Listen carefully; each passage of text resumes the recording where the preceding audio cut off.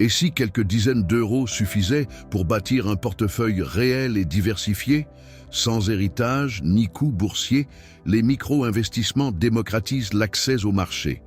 ETF achetables en petits montants, crypto-monnaies fractionnables et fractions d'actions pour détenir une part d'entreprise au prix élevé. Dans cette vidéo, on voit pourquoi ce mouvement change la donne, comment l'utiliser intelligemment et quelles erreurs éviter pour que chaque euro commence à travailler pour toi. Un ETF ou fonds indiciel coté réplique un panier d'actifs. Avec une seule part, parfois une fraction, tu t'exposes à des dizaines, voire des milliers d'entreprises. Les crypto-monnaies sont des actifs numériques négociés en continu. Les fractions d'actions permettent d'acheter 10, 25 ou 50 euros d'un titre coûteux. Point commun, une barrière d'entrée plus basse qui déplace la question vers quel montant investir automatiquement chaque mois. Pendant longtemps, la finance a surtout récompensé ceux qui avaient du temps et du capital. Beaucoup attendaient et consommaient. Les micro-mises inversent dans cette logique. Tu commences petit, tu apprends en marchant, tu accumules des preuves. L'effet boule de neige vient de la répétition, pas du timing. Comment utiliser les ETF au format micro? Choisis un ETF large et peu coûteux. Investis à date fixe. Le Moyen-Âge dans le temps te fait acheter un peu plus quand ça baisse, un peu moins quand ça monte. Avantage, effort minimal, diversification, coût réduit, discipline intégrée. Inconvénient assumé, l'ennui productif. Tu ne battras pas toujours le marché, mais tu évites l'inaction. Pour les cryptos, vise l'exposition modeste et bornée. Alloue 5-10% maximum à des actifs établis, achète régulièrement, sépare ces flux de ton budget courant. Atout, liquidité, innovation, apprentissage, risque, volatilité, aspect technique, cadre changeant. Parade, sécurisation, authentification forte, stockage adapté, fractionnement des achats, patience. Les fractions d'actions sont idéales pour compléter une base d'ETF et apprendre. Attention à l'illusion de diversification. 5 titres corrélés ne font pas un portefeuille équilibré. Règle simple, 80% des flux sur des ETF diversifiés. 20% en expérimentation contrôlée, dont une petite part en fractions pour monter en compétences sans te mettre en danger. Les pièges classiques, d'abord les frais invisibles. Spreads, garde, conversion de devises. Ensuite, l'hyperactivité. Tickets faibles, allers-retours nombreux, stratégie transformée en jeu. Enfin, la négligence fiscale et la sécurité approximative. Checklist minimale. Lire la tarification, comparer les spreads, vérifier les frais de change, activer l'authentification à 2 facteurs, mot de passe unique, sauvegarde hors ligne. Plan en 7 étapes. 1. Calcule ton coût de vie et constitue un coussin de 3 à 6 mois. 2. Fixe un objectif à 5 ans et un taux d'épargne réaliste, par exemple 15% automatisé pendant 60 mois. 3. Choisis un courtier solide et comprends sa tarification réelle. 4. Sélectionne un ETF cœur, ajoute au besoin une micro-poche crypto et 1 ou 2 fractions d'actions pour apprendre. 5. Programme des achats automatiques, même de 20 ou 30 euros. 6. Suis chaque premier dimanche du mois 3 indicateurs. Taux d'épargne, mois de trésorerie, répartition réelle par classe d'actifs. 7. Prémortem trimestriel. Si ton plan échouait, pourquoi? Puis ajuste et simplifie. Et la fiscalité? Choisis l'enveloppe adaptée à ton pays et à ton horizon. Certaines favorisent l'investissement long terme, d'autres l'épargne programmée. Ce sujet n'est pas glamour, mais quelques lectures ou un échange avec un pro t'évitent des erreurs coûteuses. Réflexe simple. Comprends les règles locales avant d'augmenter les montants. Côté psychologie, les micro-investissements entraînent à aimer l'ennui utile.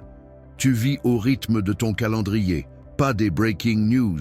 Quand ça monte, tu restes humble. Quand ça baisse, tu restes calme, parce que ton process n'a pas changé. Ce conditionnement t'apprend à distinguer signal et bruit et à éviter les paris émotionnels. 2 exemples pour rendre tout cela concret. Lila, 24 ans, commence avec 60 euros par mois. Elle choisit un ETF global, alloue 10% à un actif numérique majeur, garde 10% pour des fractions d'actions. Tout est automatisé. Elle vérifie les montants et les frais en 21 minutes mensuelles. Après un an, l'habitude est solide et son capital progresse. Karim, 37 ans, a des revenus irréguliers. Il décide d'un pourcentage fixe de chaque facture, réparti entre ETF cœur, micro-poche crypto-bornée et une exposition fractionnée à un secteur qu'il connaît. Il suit un tableau simple, flux, frais, répartition. Résultat, moins de stress, plus de contrôle. Choisir un ETF ne se résume pas à un nom attractif. Pose 3 questions. Sur quoi porte l'indice? Monde, région, pays, secteur? Quels frais et quel écart avec l'indice? Tracking error. Capitalisant ou distribuant? Beaucoup prennent un ETF mondial à faible frais pour le cœur, puis complètent au besoin par un léger biais sectoriel. Regarde aussi la réplication, physique ou synthétique, pour savoir ce que tu détiens. Côté crypto, clarifie la conservation. Laisser ses avoirs sur une plateforme est pratique, mais expose au risque de contrepartie. Un portefeuille dédié renforce le contrôle, mais exige rigueur et sauvegarde. Méfie-toi des rendements garantis et des offres opaques. Les frais de réseau et de conversion existent. Fixe à l'avance tes limites d'allocation et de perte et accepte que cette poche puisse sous-performer longtemps sans remettre en cause ton plan global. Achat fractionné. Selon le courtier, les fractions n'ouvrent pas toujours les mêmes droits. Vote, mais elles donnent les dividendes au prorata. Évite de multiplier les mini-positions parce que c'est possible. Si c'est pour apprendre, définis un budget école clair. Rééquilibrage. Même avec de petits montants, réallouer 1 ou 2 fois par an vers ta cible oblige à vendre un peu ce qui a le plus monté et à renforcer ce qui a le plus baissé. Une bande de tolérance simple, plus 5 points autour de la cible, suffit pour déclencher l'ajustement. Plan express 30 jours.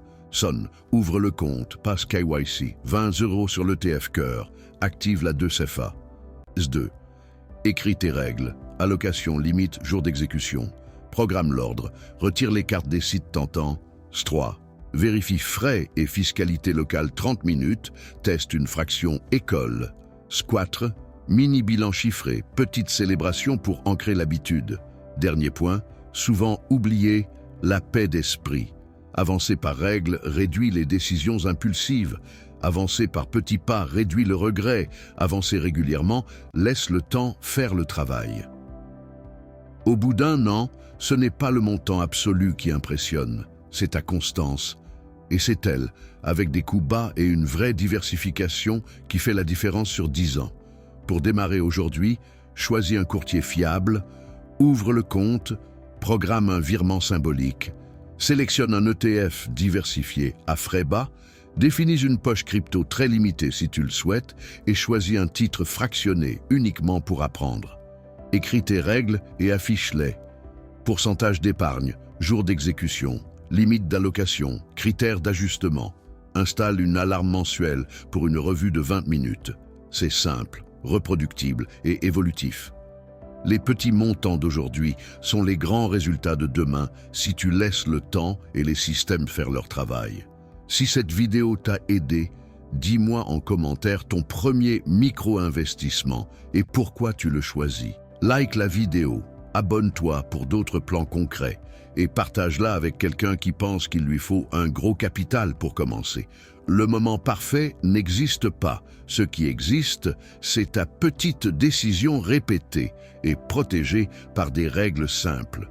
Les micro-investissements ne promettent pas la lune. Ils te donnent une trajectoire. À toi de l'activer sereinement, un pas après l'autre.